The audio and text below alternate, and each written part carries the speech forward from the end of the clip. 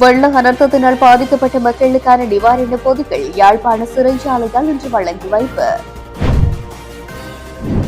அமெரிக்க அதிபர் டிரம்ப் மற்றும் யுஎஸ் விமானத்துக்கு காணாமலாக்கப்பட்ட உறவுகளின் சங்கத்தினர் நன்றி தெரிவிப்பு. வெள்ள அனர்த்தம் காரணமாக நெற்றிக்கு பாதிப்பு. நாடு முழுவதும் பலத்த பாதுகாப்பு, களமிறக்கப்படும் 2500 போலீசார். வல்வெட்டித்துறை நகரபிதா சிவாஜிலிங்கம் அவசர சிகிச்சை பிரிவில். விசேட சுற்றி வளைப்பில் 590 பேர் கைது. அபாய வலயங்களில் உள்ள மக்களுக்கு மாற்று காணி, அரசாங்கத்தின் முக்கிய அறிவிப்பு. இலங்கைக்கான அமெரிக்க சந்தையின் புதிய கதவுகள் திறக்கப்படும், வழங்கப்பட்ட உறுதிமொழி. இக்கட்டான நேரத்தில் இலங்கைக்கு உதவிய இந்தியாவுக்கு மகாநாயக்க தேரர்கள் நன்றி தெரிவிப்பு. பாதுகாப்பாடு காணிகளை பெற ஐக்கிய மக்கள் சக்தியுடன் இணைந்து செயல்பட தயார், மனு கணேசன். சஜித் ரணில் சந்திப்பு, இருவருக்கும் இடையிலான பேச்சுவார்த்தை தொடர்பிலும் தகவல். நடுக்கடலில் இலங்கையர்களுடன் வெளிநாட்டு கப்பலை திடீரென கைப்பற்றிய ஈரான். தொடர்பது விரிவான செய்திகள். வெள்ள அனர்த்தத்தினால் பாதிக்கப்பட்ட மக்களுக்கான நிவாரணப் பொதிகள் யாழ்ப்பாண சிறைச்சாலையில் இன்று வழங்கி வைக்கப்பட்டது. குறித்த நிவாரணப் பொதிகள் இன்று காலை யாழ்ப்பாண மாவட்ட அரசாங்க அதிபர் மருதலிங்கம் பிரதீபனிடம் யாழ்ப்பாண சிறைச்சாலை அத்தியட்சகர் சீனிவாசன் இந்திரகுமாரால் மாவட்ட செயலகத்தில் வைத்து கையளிக்கப்பட்டது. யாழ்ப்பாண சிறைச்சாலை அத்தியட்சகர் உட்பட அனைத்து உத்தியோகத்தர்களுடன் நன்கொடை மற்றும் சிறை கைதிகளின் மதிய உணவினை தவிர்த்து இந்த நிவாரணம் வழங்கப்பட்டுள்ளமை குறிப்பிடத்தக்கது.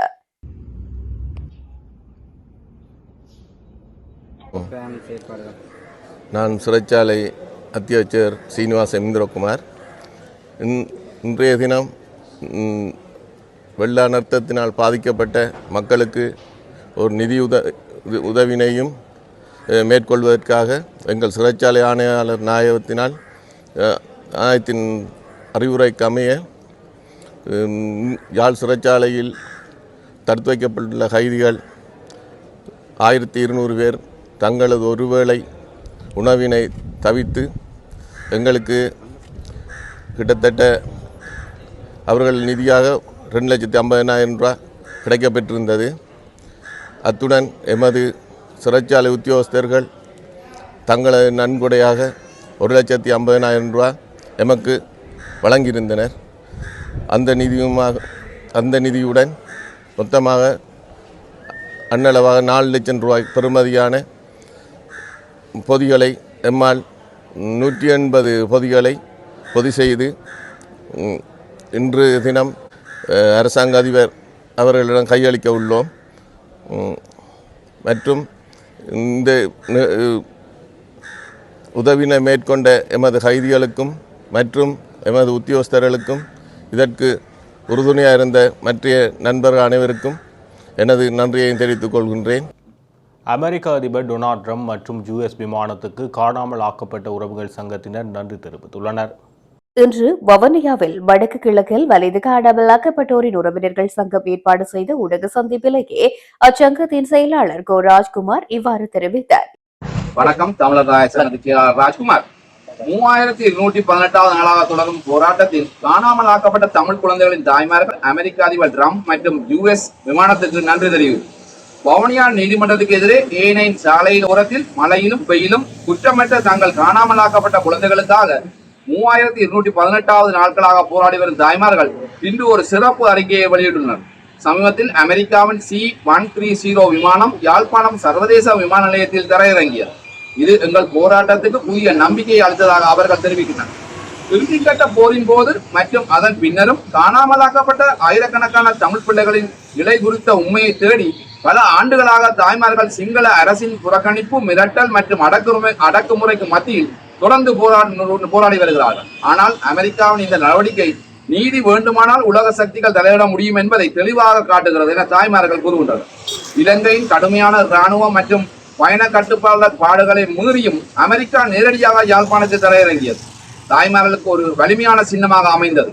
அவர்கள் கூறியதாவது, எங்கள் அழைப்பு அமெரிக்காவை அடைந்து விட்டது. இலங்கை அரசு எங்களை மிரட்டினாலும் ஒடுக்கினாலும் அமெரிக்கா உலகத்துக்கு காட்டியது. நீதி வர வேண்டும் என விரும்பினால் எதையும் யாராலும் தடுக்க முடியாதது என யாழ்ப்பாணத்தில் இறங்கிய அந்த விமானம் தமிழர்கள் எந்த சக்தியையும் அச்சுறுத்த முடியாது என அறிவித்தது. எங்கள் நம்பிக்கையை சொல்வோம், அவனின்றி எதுவும் அசையாது. இன்று எங்கள் போராட்டத்தில் ஒரு அசைவு ஏற்பட்டுள்ளது.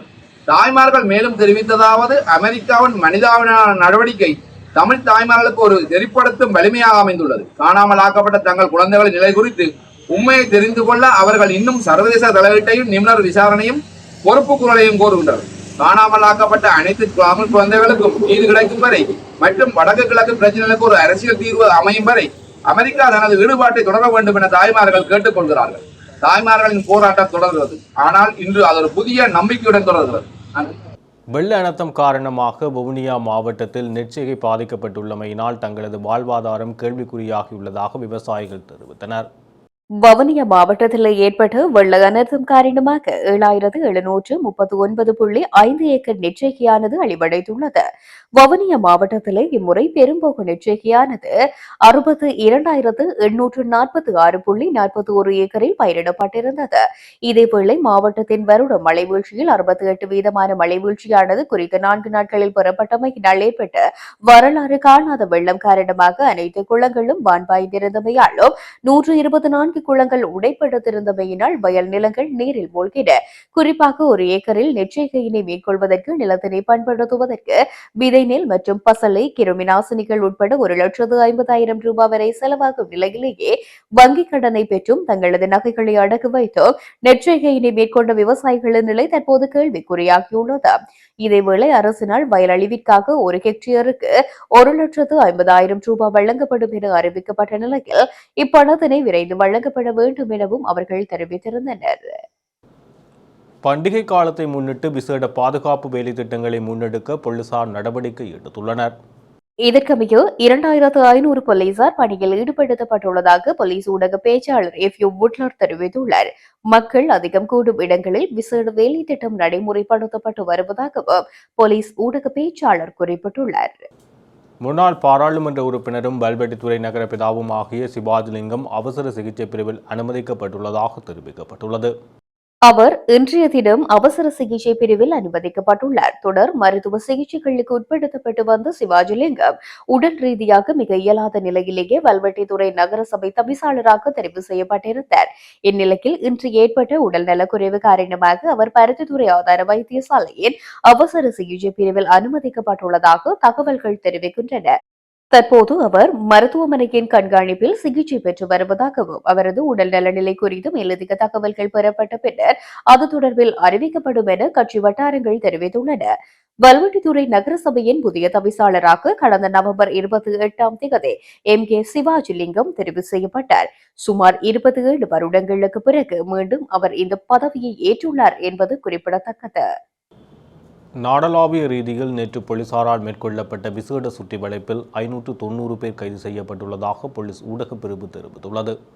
அதற்கமைய 27,349 பேர் பரிசோதிக்கப்பட்டுள்ளதுடன் சந்தேகத்தின் பேரில் 590 பேர் கைது செய்யப்பட்டுள்ளனர். மேலும் 23 பேர் குற்றங்களுடன் தொடர்புடைய மற்றும் நேரடியாக அடையாளம் காணப்பட்டுள்ளனர். அதே நேரம் கைது செய்ய பிறப்பிக்கப்பட்ட பிடியாணிகளுக்கு அமைய 318 பேரும், திறந்த பிடியாணிகளுக்கு அமைய 163 பேரும் கைது செய்யப்பட்டுள்ளனர். இதேவேளை மது போதையில் வாகனம் செலுத்திய 22 பேரும், கவனக்குறைவாக வாகனம் செலுத்திய 20 பேரும் போலீசாரால் கைது செய்யப்பட்டுள்ளனர். அத்துடன் பிற போக்குவரத்து குற்றங்களுக்காக 3,911 பேர் போலீசாரால் கைது செய்யப்பட்டுள்ளதாக போலீஸ் ஊடகப் பிரிவு வெளியிட்டுள்ள அறிக்கையில் தெரிவிக்கப்பட்டுள்ளது.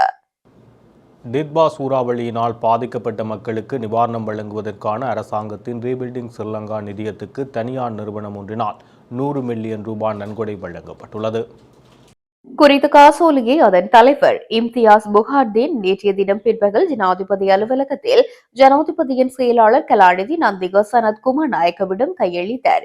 கண்டி மாவட்டத்தில் வெள்ள நிவாரண வேலை திட்டங்கள் மற்றும் புனர் நிர்மாண பணிகளுக்கு தொடர்ந்தும் ஆதரவு வழங்க எதிர்பார்ப்பதாக தலைவர் இம்தியாஸ் புகார்தீன் ஜனாதிபதியின் செயலாளரிடம் தெரிவித்தார்.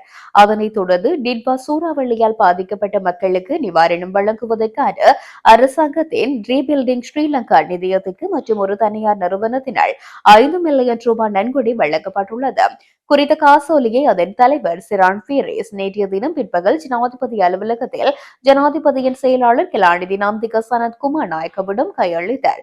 மேலும் மற்றொரு நிறுவனத்தினால் 100 மில்லியன் ரூபாய் நன்கொடையாக வழங்கப்பட்டுள்ளது. இதற்கான காசோலையை வர்த்தக குழுமத்தின் தலைவர் டாக்டர் ஸ்ரீசேன இன்று முற்பகல் ஜனாதிபதி அலுவலகத்தில் ஜனாதிபதியின் செயலாளர் கலாநிதி நந்திக சனத்குமார் நாயக்கவிடம் வழங்கினார். டிட்வா சூறாவளியால் பாதிக்கப்பட்ட மக்களுக்கு நிவாரணம் வழங்குவதற்கான அரசாங்கத்தின் ரீபில்டிங் ஸ்ரீலங்கா நிதியத்திற்கு ஜனந்தி சந்தனிகா தனது தனிப்பட்ட நிதியிலிருந்து 10 மில்லியன் ரூபாவை நன்கொடையாக வழங்கினார். அதற்கான காசோலையை அவர் இன்று பிற்பகல் ஜனாதிபதி அலுவலகத்தில் ஜனாதிபதியின் செயலாளர் கலாநிதி நந்திக சனத்குமார் நாயக்கவிடம் கையளித்துள்ளார். நாட்டில் ஏற்பட்ட டிட்பா புயல் காரணமாக பாதிக்கப்பட்ட காணிகள் குறித்து கணக்கெடுப்பு ஒன்றை நடாத்துவதற்கு காணி ஆணையாளர் நாயகம் திணைக்களத்துக்கு அவதானம் செலுத்தப்பட்டுள்ளதாக தகவல் வெளியாகியுள்ளது. அதற்கமைய மண் சரிவுக்குள்ளான காணிகளை பாதுகாக்கப்பட்ட பிரதேசங்களாக மாற்றிய பின்னர் அக்காணிகளை மீண்டும் அளவீடு செய்ய வேண்டும் என காணி ஆணையாளர் நாயகம் சந்தன ரணவீர ஆராய்ச்சி தெரிவித்துள்ளார். இதன்போது அபாய வலயங்களில் உள்ள காணிகளை பாதுகாக்கப்பட்ட பிரதேசங்களாக மாற்ற தீர்மானித்தால் அனுமதி பத்திரம் கொண்டு அக்காணிகளின் பெறுமதியை மதிப்பீடு செய்து நட்ட ஈடு அல்லது மாற்று காணியொன்றை வழங்க காணி ஆணையாளர் நாயகம் திணைக்களம் தயாராக உள்ளது. இந்த நிலையில் சம்பந்தப்பட்ட காணிகள் தொடர்பான தகவல்களை அந்தந்த மாவட்ட அரசாங்க அதிபர்களிடமிருந்து கோரியுள்ளதாக தெரிவிக்கப்படுகின்றது. மேலும் சில குடியிருப்பாளர்கள் அரசு காணிகளில் அத்துமீறி தங்கியிருப்பதுடன் அவர்கள் தொடர்பாகவும் இந்த நடவடிக்கையை முன்னெடுக்க அத்திணைக்களம் கவனம் செலுத்தியுள்ளதாக குறிப்பிடப்பட்டுள்ளது. இதுகுறித்து ஏற்கனவே அனர்த்தத்தினால் பாதிக்கப்பட்ட மாவட்டங்களில் உள்ள காணி அலுவலகங்களுக்கு தெரியப்படுத்தியுள்ளதாக காணி ஆணையாளர் நாயகம் சந்தன ரணவீர ஆராய்ச்சி தெரிவித்தமை குறிப்பிடத்தக்கது. இலங்கையின் ஆராய்ச்சி மற்றும் மேம்பாடு செயல்முறையை வலுப்படுத்துவது தொடர்பில் அமெரிக்க சந்தைக்கு புதிய கதவுகளை திறக்கும் என இலங்கைக்கான அமெரிக்க தூதுவர் ஜூலி சங் தெரிவித்துள்ளார். கொழும்பில் உள்ள அமெரிக்க தூதரகத்தில் இலங்கைக்கான அமெரிக்க தூதர் யோலிசங் மற்றும் அறிவியல் மற்றும் தொழில்நுட்பத்திற்கான மூத்த ஜனாதிபதி ஆலோசகர் பேராசிரியர் கோமிகா உடுகமசூரி ஆகியோருக்கு இடையான கலந்துரையாடலின் போது அவர் இதனை கூறியிருக்கின்றார். டிட்வா சூறாவளியால் பாதிக்கப்பட்ட மக்களுக்கான நிவாரணப் பணிகள் மற்றும் இலங்கையின் மறுகட்டமைப்பு, அத்துடன் எதிர்காலத்தில் இலங்கை அறிமுகப்படுத்தவுள்ள தேசிய ஆராய்ச்சி மற்றும் மேம்பாட்டு கொள்கை குறித்தும் கவனம் செலுத்தப்பட்டது. இந்த நடவடிக்கைகளில் இரு நாடுகளும் கூட்டாக செயல்படுத்தக்கூடிய திட்டங்கள் குறித்தும் சிறப்பு கவனம் செலுத்தப்பட்டுள்ளது. மேலும் இலங்கைக்கு அமெரிக்க முதலீட்டை ஏற்பதற்கு எடுக்கக்கூடிய நடவடிக்கைகள் குறித்தும் கருத்துக்கள் பரிமாறப்பட்டன. தேசிய ஆராய்ச்சி மற்றும் மேம்பாட்டு கொள்கையின் கீழ் உயர்கல்வி, தகவல் தொழில்நுட்பம், செயற்கை நுண்ணறிவு மற்றும் டிஜிட்டல் மயமாக்கல் போன்ற நவீன துறைகளில் ஒத்துழைப்பை மேம்படுத்துவதற்கான வாய்ப்புகள் குறித்தும் ஆராயப்பட்டது. அத்தோடு இலங்கையின் ஆராய்ச்சி மற்றும் மேம்பாட்டு செயல்முறையை வலுப்படுத்துவது அமெரிக்க சந்தைக்கு புதிய கதவுகளை திறக்கும் என்று சுட்டிக்காட்டிய அமெரிக்க தூதர் யோலிசங் இரு நாடுகளுக்கும் இடையிலான தொழில்நுட்ப மற்றும் அறிவியல் உறவுகளை மேம்படுத்த ஆதரவை வழங்குவதாக கூறினார். இலங்கைக்கான இந்திய உயர்ஸ்தானிகர் சந்தோஷ் ஜா நேற்று பிற்பகல் கண்டிக்கு விஜயம் செய்து மல்பத்து மற்றும் அஸ்கிரிய பீடங்களின் மகாநாயக்க தேரர்களை சந்தித்து ஆசீர்வாதம் பெற்றுக் கொண்டார். இதன்போது கருத்து தெரிவித்து மல்வத்து பீடத்தின் மகாநாயக்கர் அதிவணக்கத்திற்குரிய திப்பட்டுவாவே ஸ்ரீ சித்தார்த்த சுமங்கல தேரர் மற்றும் அஸ்கிரிய பீடத்தின் மகாநாயக்கர் அதிவணக்கத்திற்குரிய வரக்காகுட ஸ்ரீ ஞானரத்ன தேரர் ஆகியோர் இலங்கை ஏதேனும் பிரச்சினைக்கு முகம் கொடுக்கும் எந்த ஒரு சந்தர்ப்பத்திலும் இந்தியா உடனடியாக செயல்பட்டு தேவையான ஒத்துழைப்பை வழங்குவது குறித்து தமது நன்றியை தெரிவித்தனர்.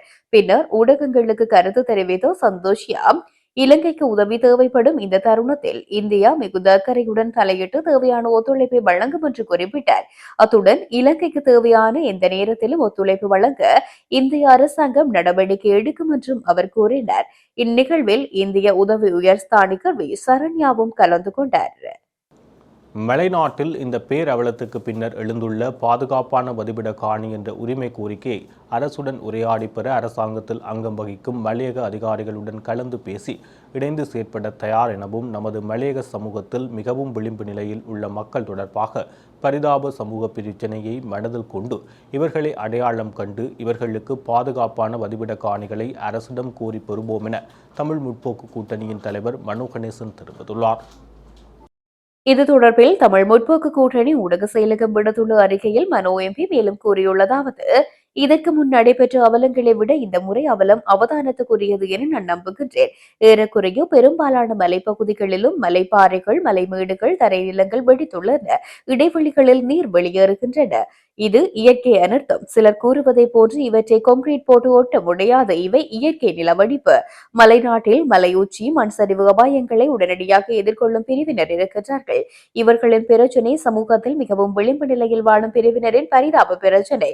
இவர்களை அடையாளம் கண்டு இவர்களுக்கு பாதுகாப்பான வதிவிட காணிகளை அரசிடம் அவசரமாக கோருவோம். இது தொடர்பில் ஜனாதிபதி தோழர் அனுரகுமார திசாநாயக்கவுடன் நான் கடந்த வாரம் நேரடியாக நாடாளுமன்றத்தில் உரையாடியுள்ளேன். பாதீட்டின் இறுதி நாளன்று எதிர்க்கட்சிகளுடன் சேர்ந்து வெளிநடப்பு செய்யாமல் ஜனாதிபதியின் உரையை செவிமடுத்தேன். இனிமேல் பொதுமக்கள் பாதுகாப்பான இடங்களிலேயே குடியமர்த்தப்படுவார்கள் என அவர் சபையில் தனது உரையில் கூறியதை நேரடியாக பாராட்டி அதே அவகாசம் மலையக பெருந்தோட்ட மக்களுக்கும் கிடைக்க வேண்டும் என வலியுறுத்தினேன். அதன்பின் நமது எம்பிக்களும் நுவரெலியா மாவட்ட ஒருங்கிணைப்பு குழு கூட்டத்தில் இது தொடர்பாக கருத்து கூறி ஜனாதிபதியின் கவனத்துக்கு காணி பிரச்சனையை மீண்டும் கொண்டு வந்துள்ளார்கள். ஆகவே இன்று இது தேசிய பிரச்சனையாக மாறியுள்ளதை இனிமேல் எவரும் மறுக்க முடியாது. இந்த பேரவலத்திற்கு பின்னர் நான் பல இடங்களுக்கு எனது கட்சியினருடன் நிவாரணப் பொருள் உதவிகளுடனும் கண்காணிப்பு பயணங்களை மேற்கொண்டேன். நான் போன பல இடங்களில் கண்டி, நாவலப்பிட்டிய, ஹங்க இகல, கோரள, அலுகொல்ல, மலையுச்சி தோட்டம் மிகவும் ஆபத்து நிறைந்த பூமியாக மனதில் நிற்கின்றது. அங்கு அனாதரவாக இருந்த மக்களுக்கு நாம் விநியோகித்த உடனடி நிவாரணத்தை பெற்றுக்கொண்ட அவர்கள் தம் வாழ்விட பரிதாப நிலையை எனக்கு கூறினார்கள். நான் அந்த மலை உச்சியில் மலையேறி நடக்கும் போதே என் கால்களுக்கு கீழே தரை பிளந்து உள்ளே இருந்து நீர் பீறிட்டு வெளியே வருவதை என் கண்களால் கண்டேன். மீண்டும் ஒரு மழையோ மண் சரிவோ வருமானால் கீழே உருண்டு வர தயாராக இருக்கும் பாறைகளையும் உயர்ந்த மண்மேடுகளையும் கண்டேன். இதைவிட என்ன பரிதாபம் இருக்க முடியும்? பாதுகாப்பான மாற்றுக்காணிகள் இவர்களுக்கு வழங்கப்பட வேண்டும். அதுவும் அவசரமாக முன்னுரிமை அடிப்படையில் நடைபெற வேண்டும். ஆகவே அரசியல் கட்சி, ஆளும் கட்சி, எதிர்க்கட்சி பேதங்களுக்கு அப்பால் இந்த விடயத்தில் நாம் ஒன்றுபட்டு செயல்பட்டு நமது சமூகத்தில் மிகவும் விளிம்பு நிலையில் வாழும் பிரிவினரின் பரிதாப சமூக பிரச்சனையை மனதில் கொண்டு இவர்களை அடையாளம் கண்டு இவர்களுக்கு பாதுகாப்பான வதிவிட காணிகளை அரசிடம் கோரி பெறுவோம். பாதுகாப்பான வதிவிட காணி என்ற உரிமை கோரிக்கையை அரசுடன் உரையாடி அரசாங்கத்தில் அங்கம் வகிக்கும் மலையக பிரதிநிதிகளுடன் கலந்து பேசி இணைந்து செயல்பட தயார். நமது மலையக சமூகத்தில் மிகவும் விளிம்பு நிலையில் வாழும் பிரிவினரின் பரிதாப சமூக பிரச்சனையை மனதில் கொண்டு இவர்களை அடையாளம் கண்டு இவர்களுக்கு பாதுகாப்பான வதிவிட காணிகளை அரசிடம் கோரி பெறுவோம் என தமிழ் முற்போக்கு கூட்டணியின் தலைவர் மனோ கணேசன் தெரிவித்திருக்கின்றார். எதிர்க்கட்சித் தலைவர் சஜித் பிரேமதாசாவுக்கும் முன்னாள் ஜனாதிபதி ரணில் விக்ரமசிங்கவுக்கும் இடையில் சந்திப்பு ஒன்று நடைபெற்றுள்ளது. ஐக்கிய மக்கள் சக்தியின் தேசிய அமைப்பாளர் திசா நாயக்கவின் மகளின் திருமண வைபவத்தில் அவர்கள் இருவரும் சந்தித்ததாக தெரிவிக்கப்பட்டுள்ளது. அது மட்டுமன்றி திருமண நிகழ்ச்சியின் போது மணமகள் சார்பில் சஜித் பிரேமதாசவும் மணமகன் சார்பில் ரணில் விக்ரமசிங்கவும் சாட்சி கையொப்பமிட்டதாகவும் தகவல் வெளியாகியுள்ளது. இருப்பினும் ரணில் விக்ரமசிங்கவுக்கும் சஜித் பிரேமதாசவுக்கும் இடையில் நீண்ட கலந்துரையாடல் இடம்பெறவில்லை என்றும் மிகச் சுருக்கமான கருத்து பரிமாற்றம் ஒன்று நடந்துள்ளதாகவும் தெரிவிக்கப்படுகின்றது. இத்துடன் ஜெஃப்னா கேலரியின் இரவு நேர பிரதான செய்திகள் நிறைவு பெறுகிறது. மேலும் செய்தியை அறிந்து கொள்ள எமது இணையதள பக்கமான www.jeffnagallery.lk என்ற இணையதளத்துடன் இணைந்திருங்கள்.